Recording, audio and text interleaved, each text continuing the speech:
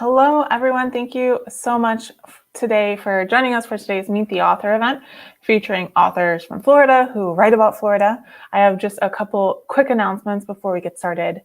You can see more author events at ocls.info/meettheauthor and subscribe to our writing event newsletter at ocls.info/subscribe. Just make sure that you click on author events and writing workshops under the interests section so you can get the email specifically about author events. This project was made possible in part by the Institute of Museum and Library Services. Our adult summer reading is currently ongoing. OCLS cardholders 18 and older can join for the chance to win digital badges and fun prizes by registering through the link that my colleague is posting in the chat right now. All right, so I'd like to introduce our moderator for the panel today. Cynthia Barnett is a journalist and author. Her latest book, The Sound of the Sea, Seashells and the Face of the Oceans, came out this month. So I'm going to welcome Cynthia to the screen with me. Hello. Hello, Sarah, and hello, Orange County Library System, and everyone who has joined us. Please, if you are with us in the audience, feel free to say hello in the comments, and I'll also try to keep my eye on the comments while we're going through. This is such a delightful hour that Orange County Library System has planned. I love both of our guests today. You are in for such a treat, and I think we'll all introduce ourselves together, and I'm going to ask Sarah to go ahead and bring them on. Yeah, I'm going to bring on the other authors now. So Cynthia, I'm going to let you take it over. I will take it over. I'm going to do some fabulous promoting here. I love this, Tyler. The thing about Florida is Tyler's new book, and I've seen it, right? I've been seeing it on the interwebs, and only when it came it actually came in person because my next door neighbor designed this cover. And he brought it to me. And when I got to feel it, I got to feel that it actually feels like snake skin. It doesn't just look like pink snake skin. And then Craig Pittman, I'm going to hold up his new book, which I have read. And we do a weird thing as writers called blurbing, but I actually won't blurb a book until I've read every single word and I really believe what I am going to say about it.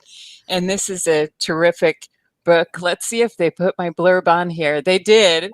Spanning 30 years of extraordinary reporting, The State You're In is a celebration of Florida and its most versatile writer. Pee your pants funny in one chapter and utterly humane in the next. Craig Pittman is Florida's own Mark Twain. That was my endorsement this time. And Craig, if you looked behind me on one of my shelves, is just all Craig Pittman. This is another that I really like. Oh, Florida. And I'm going to show you my new one too, so you can see what the author's copy looks like. Mine is actually called The Sound of the Sea, Seashells and the Fate of the Oceans, fate being an important word here. But yeah, you can see what authors do to their own books. It's also full of highlighting and Post-its and little Post-its. And I want to get into the conversation and have a lot of fun with these two today. So I thought I would start by asking our writers, Craig Pittman and Tyler Gillespie, to introduce themselves in the context of your Florida-ness. So introduce yourselves and your work, but what is it about Florida as well that makes you who you are as a writer? And maybe I should start, in case I've asked you one of my notoriously long and complex questions. I'll introduce myself first. I'm Cynthia Barnett, and I have just finished my fourth book, The Sound of the Sea, and I think of it as having completed the hydrological cycle, because my first two books, Mirage and Blue Revolution, were about freshwater. The first, the freshwater crisis in Florida, and then kind of a global freshwater book. Then I wrote a natural and cultural history of rain. And now for the fourth book, I've turned to the sea. And to introduce myself in the context of my Florida-ness, I am a fifth generation Floridian on my father's side. My father's side of the family are farmers from the Lake Okeechobee area. The small town I'm originally from is called LaBelle. And my mom's family came to Florida when she was little. They came to Florida in the 1950s because my maternal grandfather was a Major League Baseball pitcher, and they came down for spring training, and they were just supposed to be here for a while. They came down from New York, and my grandmother took one look at this place and refused to go back home. So that's what brought the two sides of my family here. So I hope that makes a little bit of sense about how I came to feel so close to Florida and its environments, and that, having that southern side that Tyler's work captures so well, but also the literal Yankees. My grandfather was a pitcher for the New York Yankees. That gives me, I think, a unifying sense of trying to bring people together around a shared love for Florida. So, Craig, how about you? Can you introduce yourself in the context of your Florida-ness? Sure. I would hasten to tell you I am a Florida native, but I do not do the Florida Man Twitter account. I just want to make that clear. I'm from Pensacola originally. On my mother's side, the first family members came to Florida in 1850, settling in what's now Okaloosa County. Apparently looking for a good deal on waterfront condos. On my father's side, we're just not sure because most of them got gunned down robbing liquor stores. I have lived in Florida all my life, except for 3 years when I was in college in Alabama, and I came back home just as fast as I could as soon as I figured out that there was the Gulf of Mexico. You couldn't get there from there. So, because I always want to live near the water. I think of myself as a Florida storyteller because Florida has so many great stories to tell. I don't think we'll ever run out. It's the gift that keeps on giving, or in some cases, the grift that keeps on giving. So, the state you're in is my sixth book. It's a collection of stories and columns that I've written over the last 30 years as a reporter and columnist here in Florida. And I think it turned out really well. I just wish they'd found somebody more handsome for the cover. Who did the illustration, Craig? The brilliant cartoonist Andy Marlette, who draws editorial cartoons and writes a column for my hometown paper, the Pensacola News Journal. I love Andy's work, number one, but number two, I just love having that hometown connection involved as well. I love that too. And it's great to see is he a full-time editorial page cartoonist? Yes. Oh yeah. I mean, that's a dying breed. It's a right? rarity. He's an endangered species. Yes. It's totally an endangered species. I think the Fish and Wildlife Service has a collar on him, in fact. Yes. Craig, when is the new book out? September. Comes out in September. But you can pre-order it now. Yeah. And I would encourage you to do so. Yeah, congratulations. It's really terrific. Again, it's a compilation of some of Craig's best columns from the many years he was at the Tampa Bay Times, but there are also some new ones collected in here. Tyler, how about you? Could you introduce yourself in the context of your Florida-ness? Yes, I love that question. And I want to just say thank you to the library for having me and to be with two iconic Florida writers. I feel very honored to be here with you all. I am a fifth generation Floridian, and I kind of make the joke that I'm like the palest Floridian around, which is always confirmed when I do a Zoom event. I'm always like, wow, I really am pale. But like my great grandmother's family is kind of from the Gainesville area. And then my grandmother, who I'm currently living with during quarantine, is born in Pinellas County, in Largo to be exact. And she was born in the old Johnson building, which is now kind of recognized as a historical marker. And my mom was born in Largo, and my mom and my grandmother have not left this state. I've lived in a few different states, but yeah, I am here now, and I of course love the state. And my brother is a 6th generation Floridian. Well, actually, no, I guess he's a 5th generation because he's my brother. I guess if I had a kid. But yeah, so that's kind of where my family kind of comes from. And I trace our genealogy to the back of Bibles, right? Like that's how our family history is recorded in Granny's diary and the back of Bibles, that kind of thing. So that's kind of how our history was kind of passed down to us. And Tyler, you mentioned your grandmother. I love all the writing about your grandmother and the thing about Florida. And you also have a podcast with your grandmother, right? Is that still going on? So we started the podcast in early quarantine when, it was like wanted to do something. We were stuck in the house, do something creative. And we read Florida books together, and then we interviewed the authors. And she was going to make maybe an appearance today, but she's kind of resting today. So our podcast is on a hiatus for a little while until, we can get some time to do that. I'm currently reading, I'm in a PhD program, and I have to take these comprehensive exams. So I've been reading a lot of stuff, mostly what I've been doing. Wow. What PhD program are you in, Tyler? I'm at the University of Memphis in the Writing, Rhetoric, and Technical Communication program, and I teach at the University of Mississippi, but I've been in Florida for the past year and a half because we've been virtual. So I kind of left for a little while and then immediately moved back home. Not immediately. When should we start calling you Dr. Gillespie? I just want to know that. Also, hopefully, it hurts when I do this. Right. Can you help me with that, doctor?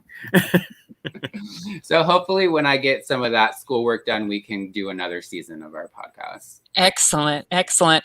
Well, I thought it would be nice to set the tone for our conversation if Tyler might read a poem for us, because I think maybe people know Tyler increasingly for this book and his writing and may not know his poetry as well. At least that was the case for me. So I wondered if you could maybe break the proverbial ice for us for reading your poem, Florida Man. And I think there are so many themes in that poem that will help get this conversation going. Would you mind doing that? I would love to. Thank you. Okay. For asking.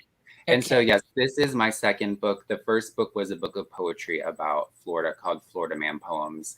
And this is from that book. And it's called Florida Man. And that spring, a man beat his 94-year-old grandma, then ran off with her jewelry and SUV. Judge set bail at $77,000, said man cannot ever contact her in critical condition. Week earlier, I had moved back home, back in with my own grandma. At 29, hadn't lived in Florida for nearly 6 years. I heard of the senior attack on the 6 o'clock news. From our dinner table, my family, mom, little brother, stepdad, grandma, watched. Invasive man, eating Nile crocodiles, had been found in a Florida swamp. More aggressive than American alligators. They didn't swim from Africa, a herpetologist said, but we don't know how they got into the wild. We ate burgers and inside picnic, dishes of potato salad, baked beans. Another picture of the grandson flashed on the screen. I always get nervous when I find a violent man attractive. We'll obviously follow this story every step of the way, an anchor assured. You'll get updates as the case develops. Weatherman said it's a record high. Nearby sea, choppy. There's a strong east wind. Wonderful. Wonderful, Tyler. Excellent. Thank you so much. I love that and love all of the themes that are coming through that I'm sure we'll deal with alligators and grandmas in a moment, but maybe I should start, maybe we'll get Florida Man out of the way Craig, you mentioned right away, I am not responsible for that Florida Man Twitter feed. No. You're sort of distancing yourself from Florida Man there. How do you see Florida Man? And I should say, I am really bothered by the Florida Man trope myself, because I like I think Craig and Tyler feel as well. See so often that the Florida Man or Florida woman in the mug shot is suffering from some kind of a substance abuse issue, or otherwise down in their luck. Craig, I remember one thing I liked about this book was the way you elucidated that issue about how often Florida Man is involved in domestic violence or something like that. I wonder if you could talk about Florida Man and how you balance Florida Man, how you at once seem to be able to have so much fun with Florida Man, and you are able to put Florida Man into context elsewhere in your writing. How do you pull that off?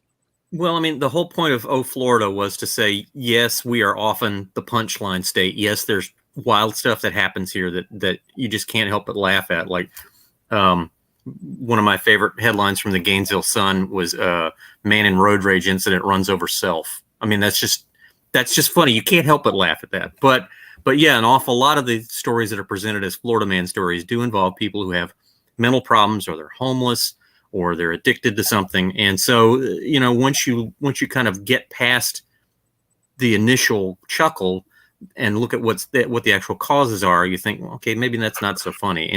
And one of the pieces in the state you're in is me sort of meditating on Florida mugshots and how they maybe don't tell the story you think they're telling.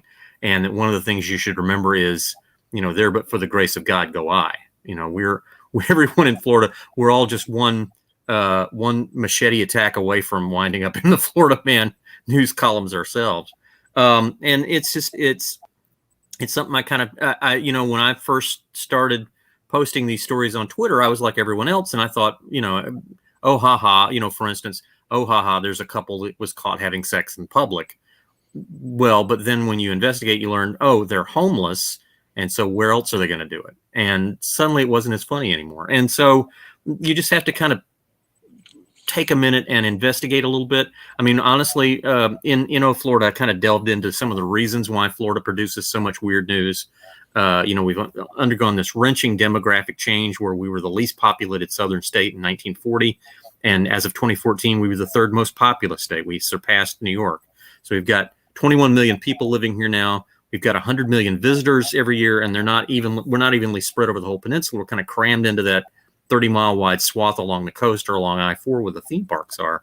And so you cram that many people together from that many different backgrounds and cultures and languages and so forth into that small a space, and they're bound to start, ramming into each other's cars and chasing each other with machetes and arguing over whose dog pooped on whose lawn. And then another big factor, and you have to acknowledge this, is that we're consistently ranked 49th among the states in spending on mental health treatment, which, the only thing I can say to that is thank God for Texas. Can you hear me okay? Yes. Okay, great. I wanted to make sure I didn't accidentally turn my mic off. Tyler, one thing I love about Florida is that you actually went and found someone who had become caught up in the Florida woman headlines. And I thought that was really moving, that you tracked her down and earned her trust and wrote an essay about her. I'm just going to quote a bit. Tyler is actually reporting on this phenomenon of mugshots that Craig is talking about.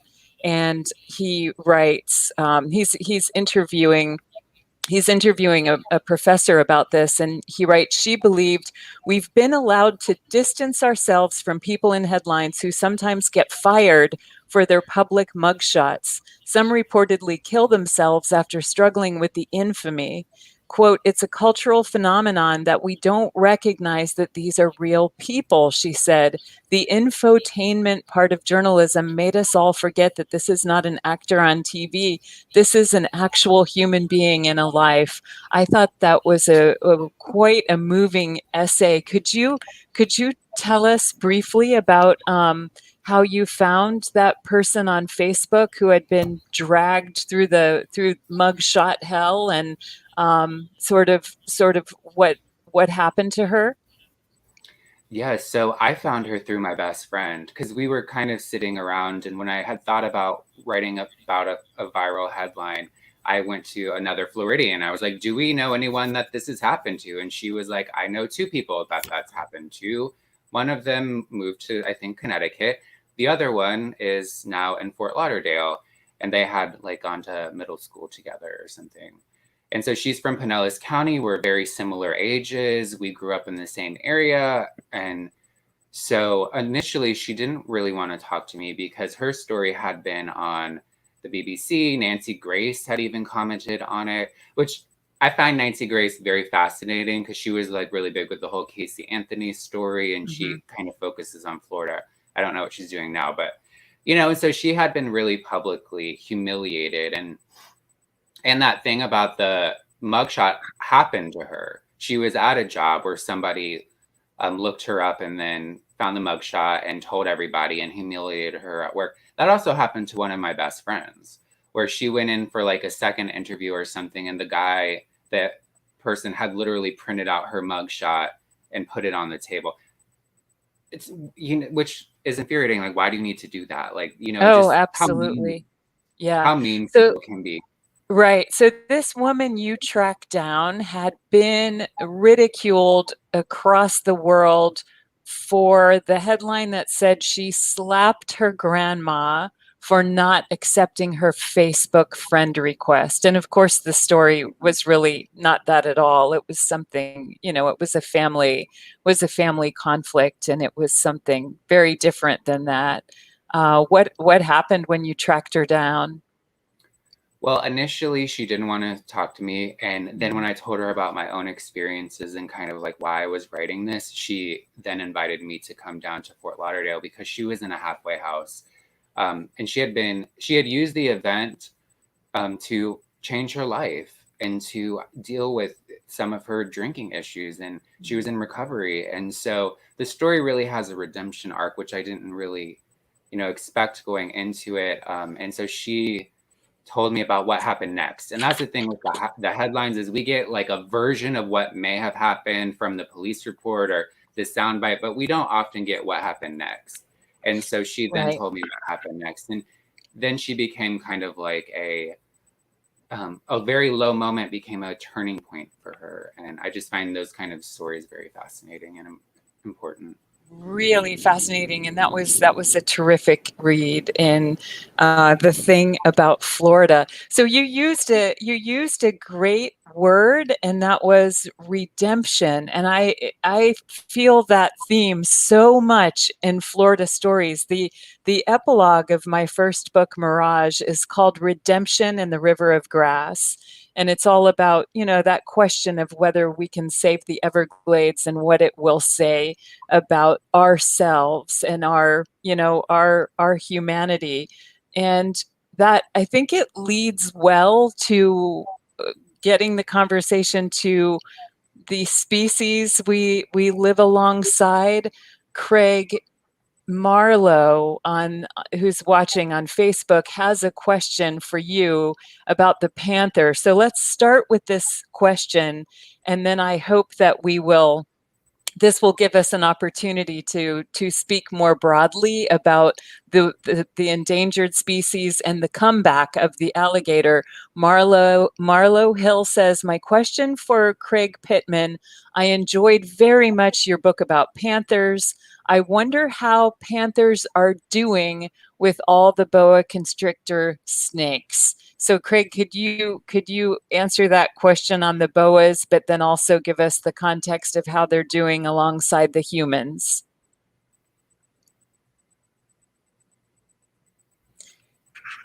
Uh-oh, Craig, I can't hear you. Tyler, can you hear Craig?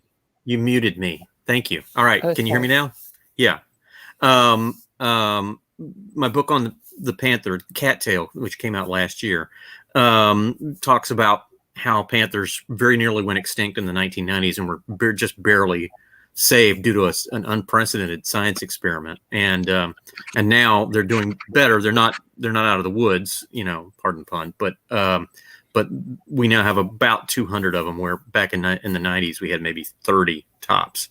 The question though is about the pythons. We've got lots and lots of Burmese pythons out in the Everglades. The first one was spotted there in 1979. It was an 11-footer that someone had run over. So it was already pretty big by then. And in fact, right now, I think today is the last day of the state's Python Rodeo, where they're letting amateurs and professional Python trackers go out and capture as many pythons as they can, and they're vying for a $10,000 prize, which that's not something you see in any other state except Florida. There have not been any examples of a python that has caught and eaten a panther. They have found at least one instance where a python caught and ate a bobcat. They actually recovered the claws from inside the python's stomach. But they compete for the same prey, because the pythons eat just about any mammals they come across, and that includes deer. And the white-tailed deer is the panther's primary food source. So whenever they're losing out on deer, that means they're losing out on a food source, and they're not doing as well. So they're not a direct threat, but they're more of an indirect threat to the future of the panther. Mm-hmm.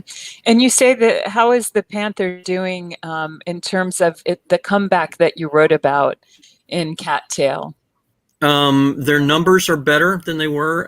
The downside is they're continuing to lose habitat. Just this past week, Collier County Commission approved building a new town out in the middle of panther habitat, land owned by the Collier Company, which is was started by the founder of the county. And there's a mysterious ailment that has been found among both panthers and bobcats. The Fish and Wildlife Conservation Commission has been trying to figure out what's wrong for about 3 years now. They still have not traced exactly what's causing it, whether it's a virus or a bacteria or possibly poison that some landowner has set out. But it leaves them unable to control their back legs, and obviously you can't do that. You can't feed. So so they face some serious threats. They continue to face some serious threats. But I have to hasten to add that Cat Tale does have a not a happy ending, but a very hopeful ending for panthers. And several people told me they thought it was a good quarantine read because it had that hopeful ending to it. Yeah, I totally agree with that, Craig. I just pulled up the list of Florida state symbols. So, our state animal is the Florida panther, endangered. Our state marine mammal is suffering terribly right now. I'm going to ask Craig to update us on the manatee in a moment. The state shell is the Florida horse conch, which I write a little bit about in The Sound of the Sea. And I can tell you that animal too is imperiled in terms of people over harvesting. These are these huge, gorgeous white shells with an orange animal inside. Looking at other things, the state tree is the Sable Palm. And you may know that Sable Palms are imperiled on the coast, where saltwater intrusion coming in and getting into the freshwater aquifer along the coast is killing Sable Palms, especially around North Florida and Yankeetown. So, what does it mean that so many of our symbols themselves are imperiled, Craig? And could you tell us what's happening with the manatees? I know you've been writing a bit about manatees. Yes. Well, the manatees are suffering the worst die-off in their history. Basically, they just surpassed the record that was set, I believe, 2013 for the number of panthers that died within a year. And obviously, we're nowhere near the end of the year yet. A big problem is that they had a massive die-off of seagrass in the Indian River Lagoon due to toxic algae blooms that were fed by human pollution. And without the seagrass, the manatees have nothing to eat. And so they're actually starving to death. They're suffering from malnutrition. And scientists say that's a big reason for a lot of the die-off. Also, and this has not really gotten much attention, but the number of manatees that have been hit by boaters is up this year, which is so it's like a double whammy on them, actually. Absolutely. And so you're right. What does it say about Florida that so many of our symbols are not doing so hot? Fortunately, we still have plenty of key lime pie, our official state pie. So I'm happy to report that is not endangered yet.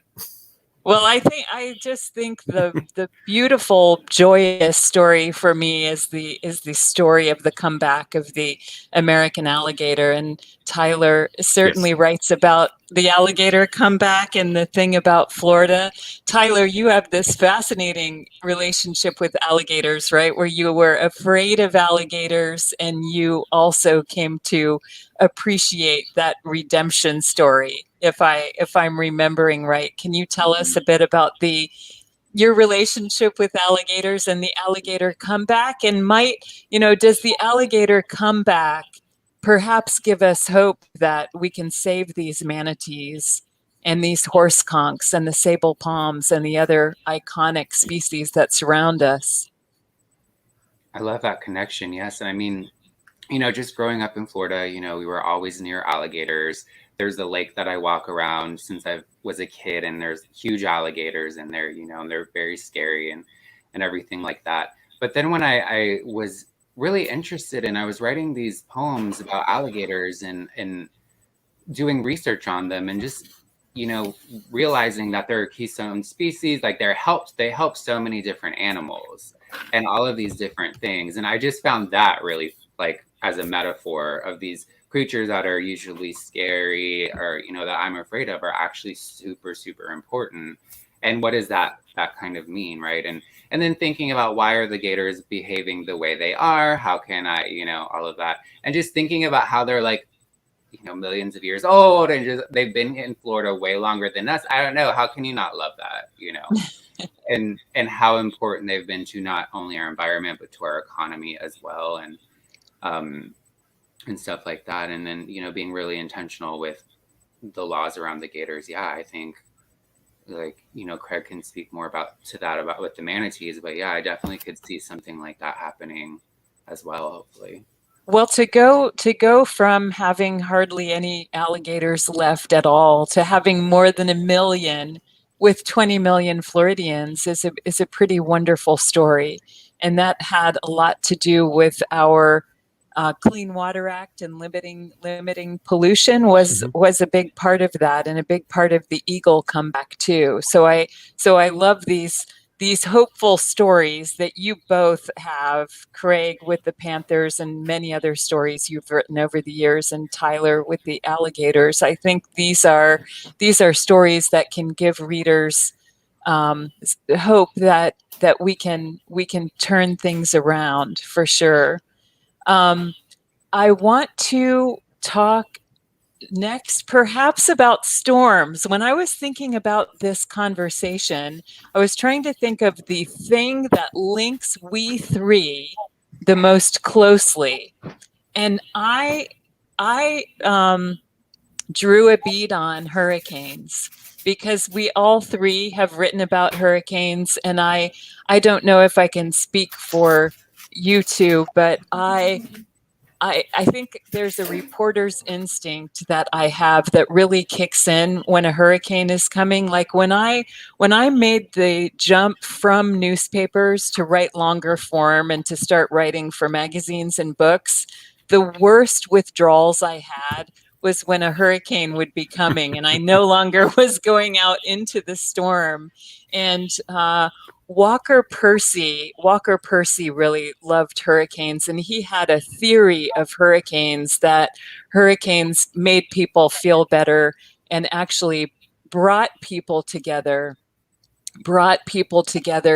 and gave them a charge and a sense of community that they were too often lacking when it was just, the normal doldrums. That when a hurricane is coming, it really generates excitement, and you see your neighbors and you talk to your neighbors in a way that you normally don't. And it actually really helps build sense of community in Florida. So I wondered, Craig, about I think you have an Irma story. I think you have an Irma story in the state you're in. Am I thinking of the right story, or is that Tyler who wrote about Irma?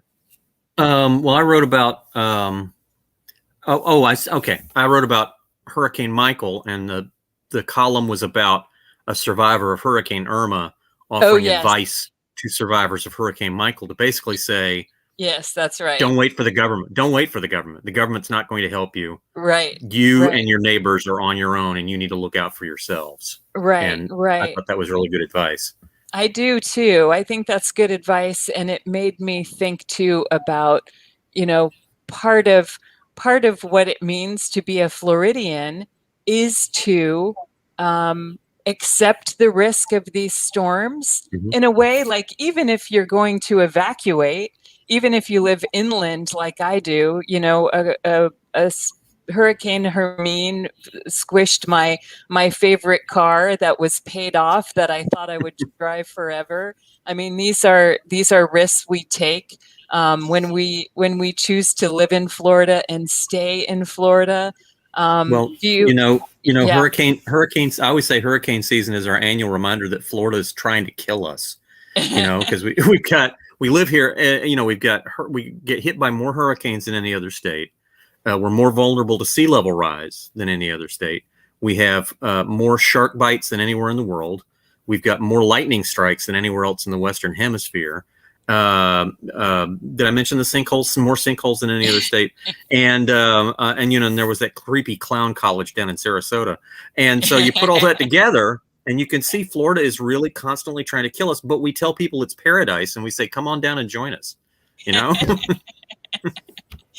It's funny. Yeah, go ahead, Tyler. Well, I was just gonna say, I had my dog was barking. That's why I was like a little bit. She's out now. I wrote an essay about Irma in the book because Irma really changed my relationship and my understanding of hurricanes. Because, like y'all are saying, I lived through different hurricanes, and yes, there's these risks, and to me, they're not necessarily abstract risks, but it's like, it's not going to be that bad. It hasn't been that bad or whatever, even though it has been bad for other people. It's hard to understand what the risks are and really feel that and understand that. And that's why Irma really changed. Because I felt that we could lose everything. And I was with my grandmother and, taking photos of our stuff and thinking about could we rebuild? And so I didn't understand the risk. And I think that's what a lot of folks who move to the state as well, don't necessarily understand what the risk actually is. When the tropical storm or when Elsa was here, I heard people on the news being from out of state who were here being oh, we're used to snowstorms. This is nothing, that kind of attitude. But Irma really changed how I felt about it. And I was interviewing a researcher on hurricanes who talks about that she looked at 2 different hurricanes and how the community comes together, and how for Irma specifically, because there was a lot of folks from out of state, they didn't have those community bonds. They hadn't talked to their neighbors, so they didn't know where to go, so it does bring the community together. But if you don't already have at least some of that, it's really hard to know what to do. For Elsa, my grandmother's friend who lives in a mobile home, came over to our house, but if she didn't have that community, she probably wouldn't have, because a lot of people don't want to go to the shelters, or they can't evacuate. That was a thing with Irma too. Where are you going to evacuate to? The roads are right. It's hard. What are you going to do? So it really changed my relationship to hurricanes and take them more serious, definitely more seriously. That leads me to a question I wanted to ask you both about apocalyptic Florida stories, because it does really feel apocalyptic, both when the hurricanes are coming and in the wake, if you're, surviving in the wake of a hurricane and your community is flooded and you're watching people suffer. This apocalyptic notion runs through a lot of Florida fiction, right? It runs through a lot of Florida fiction, and it also is a Alas, perennial. Babylon. Right. Alas, Babylon, the famous post-apocalyptic novel that's set in a small town in Florida. Yes, yes, and one of my all-time favorite Florida novels is an apocalyptic novel. It's Fiscadoro by Dennis Johnson, which is a completely different disaster. It's a nuclear disaster, but it's a terrific Florida book, and of course Zora Neale Hurston. So this. Oh, yeah. Eyes Were Watching God. So these themes come up in fiction, but they also have become part of our nonfiction, our regular narrative. So I wanted to throw out a couple of these apocalyptic stories that are, really big stories that get written about Florida. Time magazine had Paradise Lost cover story of 1981. Wall Street Journal famously did the Is Florida Over headline of 2007. Rolling Stone, my friend Jeff Goodell wrote this story, Goodbye Miami, the cover story of 2013. And so I wanted to talk about these apocalyptic themes, because every time one of those stories comes out, it's like, yeah, that is exactly what it feels like right now. But then we survive another 10 years or so, right? I wanted to ask you both what how you think about these apocalyptic stories, and do we just need that apocalypse theme out there? And is that part of what makes Florida Florida? Yeah, I think so. And I think it's part of what shapes the attitude of a lot of people of not thinking too closely about tomorrow and about the consequences of their actions. Because they feel like, well, everything can be swept away in a moment. So why not live for today? Why not, grab for the gusto, to use a cliche? But I always those columns that you see, and I think I wrote a column about this that's in the state you're in, where another one of the big hurricanes was headed our way, and there were lots of doomsayers from other states, Washington, New York, saying, "Oh, well, this is it. This will finally wipe the slate clean in Florida," and it shows that nobody ought to live there anyway because it's so precarious to live there. And I'm like, do they not have earthquakes in California? Do they not have tornadoes in Kansas? We've been having hurricanes in Florida since, the Calusa and the Timucuan lived here, and, we're still here. So, but I had suggested some ways that we could adapt better, burying our power lines underground and things like that. But I mean, that's the thing, is the appeal of Florida, almost the fantasy of Florida is just far stronger than all the doomsaying and apocalyptic stuff that we get thrown our way. People saying, "Oh my God, Florida's over," and Paradise Lost and so forth. Well, we're still here and we're still partying, man. Tyler, how about you? It looks like your microphone is muted, so I'm wondering if your dog was barking again. We're all good now. I think you're back on now. Okay. It does feel, I mean, with what's happening with red tide right now, and like with all these fish that, in Pinellas County where I'm at, that feels apocalyptic. Like everything, feels like, with seaside happening recently, that feels apocalyptic. And it's like a convergence of the environment and laws and stuff like that. But I do think that, and I wonder, if folks don't have the same connection to the land, like, not you don't necessarily have to be from Florida. There's a lot of Florida natives who aren't born in Florida or who came here when they were 3 years old, right? But it's like, if you don't have the same connection to the land, how does that affect how you treat the land? How does that affect how you treat the people? Taking it back to the Florida Man headline, like, if you're not from here, like, do you really have the same kind of care and approach? I don't know, every case by case, but I think that's something to think about as well. Because if things aren't going great for you in Florida, like you move here for your second chance or to do whatever, and then you find out that it's not for you, you can move back home or wherever, But a lot of folks, like my family, we've never left Florida. So it's like, this is our home. We have to deal with the good, the bad, the apocalyptic, and we have to make it work. Such a yeah. Go ahead, Craig. Well, I was just going to say, I mean, the thing is, this is both the blessing and the curse of Florida. Is we have 900 new people moving in every day, and a lot of them have no idea what happened here last week, much less 5 years ago. So for them, it's all brand new. So they're like, oh, things were bad 5 years ago. I had no idea. What do you mean it's happening all over again? Oh, what do you mean red tide's back? Oh, what is red tide?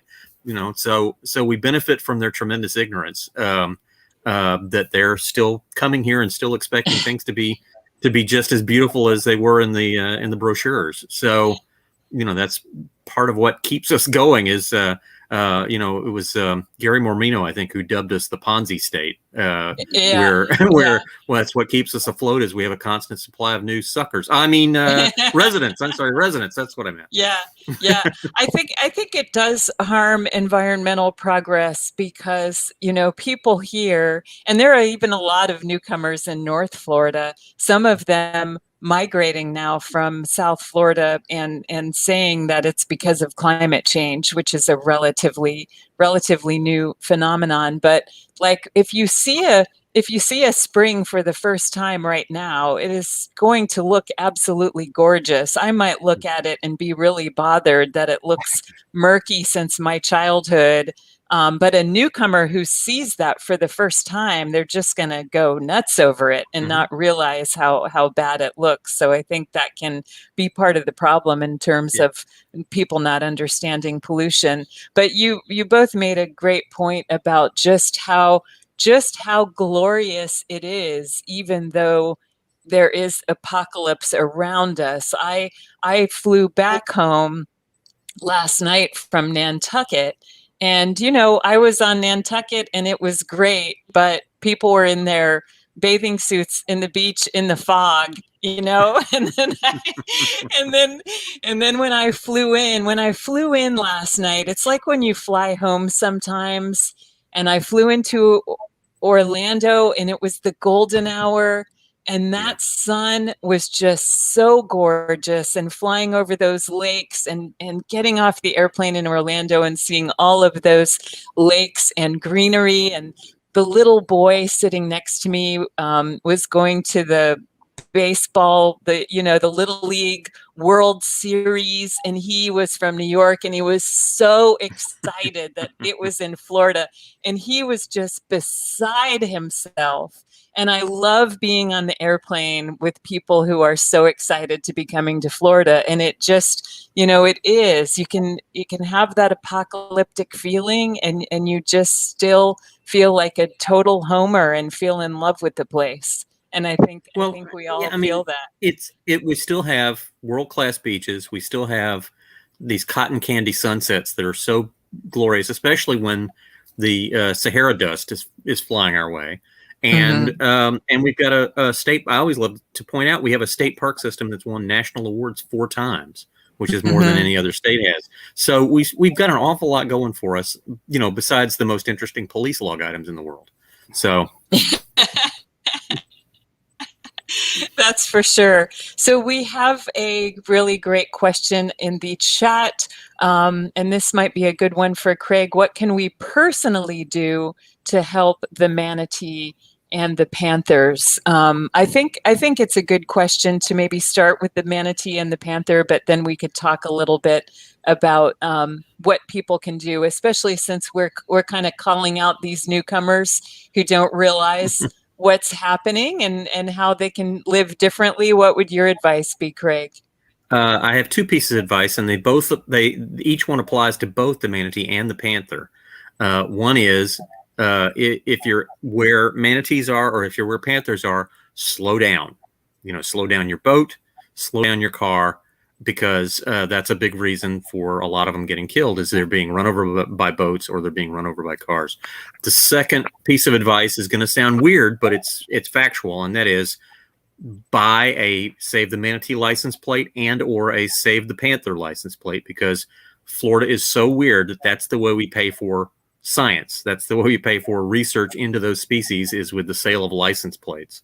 So if you care about panthers, buy a Florida Panther license plate, and you'll be helping to pay for continued research into our state animal. Same thing with the Save the Manatee plates. The money goes towards research into saving manatees. So those are two of the most easiest, the two of the easiest things you can do to help both of them. I'll put on my environmental writer hat and add that what really hits home for me after these many years writing about water and now climate is that everything we put out into the world comes back to us. And that's absolutely true. So whether it be yeah, that was a great quote. Craig, someone has called out your quote, Florida is so weird, that's how we pay for science. That's very true, Kathy. But, you know, everything from the fertilizer you put out into the world to the pesticides, that the plastic you buy to, you know, the fossil fuel you use, that is all coming back around to us. So when sometimes I think Craig and I had this conversation about environmental writing. Sometimes environmental writing can be really preachy, and Amen, sister. Amen. I don't want to be that. I don't want to be that preachy person, but I want to say that living with a little less and not putting out so much fertilizer and pesticide into the world and all these other things we do, living with less of all of that is actually a better, you know, it's a better way. It's a cleaner way of life, and it makes the place around us better.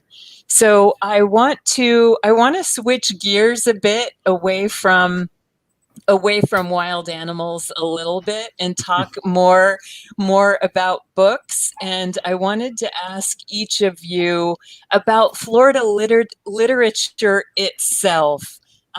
Is there such a thing as a Florida literary canon? Are we really part of this particular thing, or do you have a favorite writer, a favorite Florida writer that you could recommend to the people viewing? How about you, Tyler? Since you are teaching literature, do you have a favorite Florida writer you'd recommend? And how do you see Florida literature? So it makes me think of, I think Thomas Halleck was talking about Florida literature and talking about how, like, you know, like kind of you were talking about the hurricane, like there's always a hurricane involved somehow, right? I think about, there's so many authors, and every time like someone asks me this question, I'll say I love Craig as well, like Cat Tale I definitely recommend, but there are so many great authors. I think a lot about the poets. I mean, I think, you know, Campbell McGrath, we have J.D. Scott, just like people that I like to read. So it's always based off like what, you know, personally I like to read. I would say Julie Marie Scott, or Marie Wade down at FIU. Kristen Arnett, I think, is doing a lot of interesting and fun things. Yeah. And I always just give a shout out to University Press of Florida, which is where my book is. And I know Craig's new book is coming out. If you want to read great, like good stuff about Florida, check out their catalog, because that's what they do, you know, and they have great books. So I like to funnel folks to the press if they aren't necessarily familiar with it. They have so many different things to cover there. Yeah, great shout out to UPF. How about you, Craig? What? Yeah. Go ahead. No, go ahead. Well, I wanted to know both, you know, where you view Florida literature and if you have some favorite Florida authors to recommend to the viewers. Oh, twist my arm and make me talk about about my favorite Florida books. Yes, I think Florida literature is actually having a moment right now, which is just a glorious thing to witness. Not only you guys' books, Tyler and Cynthia, but in fiction, in terms of fiction, you know, we've got Lauren Goff, her short stories called Florida. There was a trio of authors from the Jacksonville area who all had very acclaimed books that came out recently. One of them, A Secret Life of Church Ladies by Disha Filion, and then Milk, Blood, Heat. I'm drawing a blank on the author's name. I'm sorry. It's just fascinating to me to see the diversity that's coming out in terms of Florida books these days too. You mentioned about Kristen Arnett and her books being a good example. The author that I always credit as giving sort of opening my eyes to the potential for Florida storytelling, and I know Cynthia and I have talked about this, is John D. McDonald, whose Travis McGee stories sort of opened my eyes that Florida can be a sunny place full of shady people, which was a big surprise to me. I grew up reading these detective stories that were set in New York and Los Angeles and, these urban places, and reading Johnny McDonald after my great aunt took a big drag on her Pall Mall and said, "I think you're ready for Travis McGee now," and handed me the Deep Blue Goodbye, showed me that there was a lot of interesting stuff going on in Florida. And also, McDonald was an early environmental activist and slipped a lot of environmental messages into his fiction. His masterwork is, we were talking about hurricane books, his masterwork is Condominium, which brings in just about the nastiest hurricane you can think of at the end. And I do not recommend reading that or Their Eyes Were Watching God during hurricane season, because it's like reading In Cold Blood at night when you're alone in the house. It's just that scary. In the state you're in, I have to mention, I have a piece in there about John D. McDonald and his environmental activism, and also mention a couple of my other favorite Florida authors. One is Charles Williford, who wrote Miami Blues and 3 other books about a very wacky investigator named Hoke Mosley, who really nailed the 1980s Miami scene. And then Elmore Leonard, who people think of as being a Michigan guy, but he lived here part-time, and his Florida books are the ones that really sort of established him as a star, and which contain some early versions of the Florida Man, because he has this family named Crow that are Florida natives, and they're constantly getting in trouble, constantly getting in over their heads, and they're adding a strong comic element to a lot of those stories. Great. I just dropped a link. The Oxford American in 2018 wrote a piece about Florida literature by Sarah Viren. So I dropped the link in there. They have a lot of they mentioned Craig in there and Sarah, a bunch of Florida writers. Perfect. Good. Thank you, Tyler. Thank you.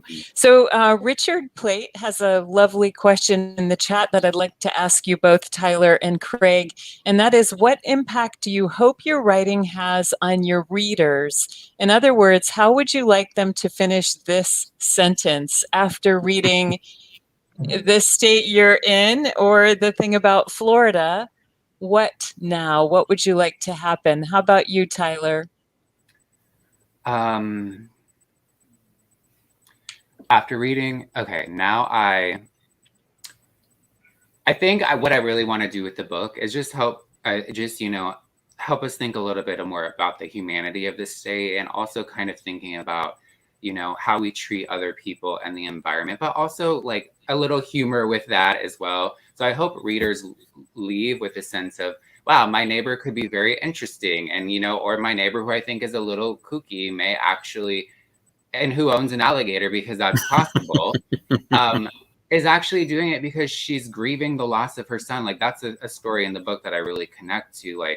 This woman who has an alligator did it when her son died, and it was really emotional. So just thinking about the ways people live may not be necessarily we consider them normal or whatever, but that they're valid, and that doesn't make them wild people, and they can still be very good people. So just thinking about that, and it's what I hope people will take away from the book.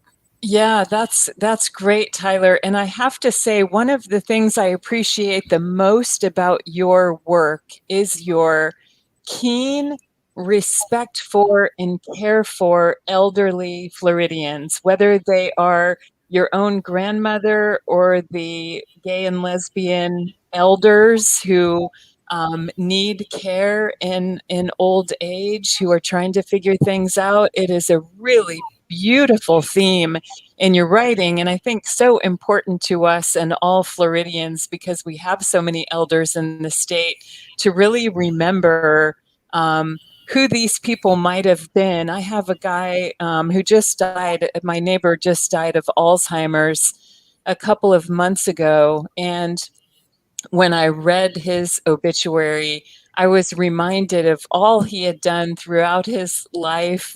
He had gone down to Nicaragua and been an activist there in the Contra times, and he had taught in Africa, and he had done so many things around the world. And I think the young people, especially in our neighborhood, kind of thought of him as just the doddering guy who kept getting lost. And so just remember that that person in your neighborhood who might be getting lost now, had an incredibly rich life and has contributed so much and still has things to contribute. I really appreciate that about your work. It's like a really new way of giving voice to voiceless in literature. So Craig, how about you, going back to Richard Plate's question, what impact do you hope your writing has on your readers? What do you hope they do after finishing a Craig Pittman book? We'll buy the rest of them, of course, and then give them to all their friends too. No, I mean, I think the serious answer is I hope they will appreciate Florida more, appreciate the diversity of Florida and the many things that we have to offer, perhaps more than they did before. Before maybe they just looked at the state as, oh, this is the place people come to on vacation, and they go to Disney World, or they go, fly around at Hogwarts and then go home, and instead they look at the state and go, there's an awful lot of interesting, odd, weird things to do here, and we need to get started on. I personally have a Florida bucket list that I work on frequently, and the pandemic, put me behind on it. But I would hope other people would do the same. I want to go see the Coral Castle. Okay, check that off. I want to go visit that one state park where they make pancakes. Okay, check that off. De Leon Springs. And go see the mermaids at Weeki Wachee. Florida's the only state where we have mermaids on the state payroll. So go celebrate that element of maybe a good way to put it would be that element of benign weirdness about Florida. Craig, that makes us special. Craig, is there anything on the Florida bucket list that you have not done? Oh yeah, lots of stuff. Really, like what? Well, I would love to go camping in the Dry Tortugas. I think that would be wonderful, and just have not had the time or the money to go do that. But Mark Woods, who wrote a wonderful book called Lassoing the Sun about the National Park System, went and wrote a whole chapter about what it's like to camp out there. And I was like, I have got to do that. So someday. Yes. Excellent. Well, this has been such a great conversation. We've gone over time a little bit, but I can't help myself. I've got to ask you both one more question. Before we go, I'd like you both to answer, putting you on the spot here in your Florida man best. What is the most Florida man thing you've ever done that you can say in front of a library, in front of a public library audience? Do you both have something you can share that's like the most Florida man thing you've ever done? It wasn't something I did, but something I witnessed, where my grandmother had died in Jackson County. She had been a sharecropper, and at the end of her life, she actually had her own little peanut farm. And at the funeral, after the funeral, we were headed to the cemetery, and I was in a limo with a couple of my cousins who had who were wearing mullets in just the same level of fashion that you might expect. And they had both been drinking, and they got into a big fist fight in the limo on the way to the cemetery. Wow. And I'm trying to give them room inside the, you think the limo's big, but it's not that big when there's a fist fight going on inside. Right. So you were in a family melee on the way to the cemetery is a pretty good Florida man moment. Yeah. Tyler, how about you? I see that you've just moved locales. Does that have anything to do with your Florida man moment? No, my grandmother knows all of my, No, I was running out of batteries, so I had to I was about to die. Okay. I write about this in the book that and part of the reason why I was very interested in this Florida man story and interviewing someone was because in a different world, in a different time, in a different internet viral landscape, I could have been a Florida man. I got arrested for a DUI in a mall parking lot, which, could have been a viral headline right there. Right. So, I mean, that's like the most Florida man thing I've ever done, because that literally, I feel like if it would have happened at a later date, could have actually been a Florida man headline. And so that also, just to like kind of recap, is why like framing like the kind of moment of why Right. Florida man was able to like proliferate across the internet, thinking Right. about that kind of stuff. Right. And It Tyler, happened to me like pre-internet. yeah. Right, right. And I so appreciated that you shared that story. There's a lot of honesty in your writing, and I really appreciate that. And I know readers will as well. And I just love the humanity with which you both approach your work. And I love this discussion, and thank you both for being here. I'm going to remind everyone of the new books, The State You're In, coming out in September, and The Thing About Florida, as beautiful on the inside as this pink snake cover outside. We'll say goodbye for now, Tyler and Craig, and look forward to seeing you next time. And everyone, thank you for joining us, and have a wonderful Sunday evening and a good week ahead.